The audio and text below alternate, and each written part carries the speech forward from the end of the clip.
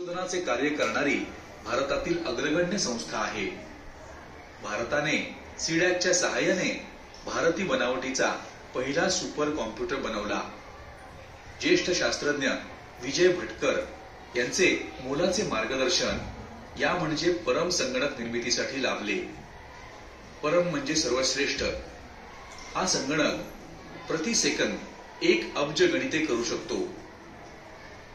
अंतराळ संशोधन, भूगर्भातील हालचाली, तेल साठे संशोधन, वैद्यकीय, हवामान, अभियांत्रिकी तसेच लष्करी अशा अनेक क्षेत्रांसाठी हा संगणक उपयोगी ठरतो।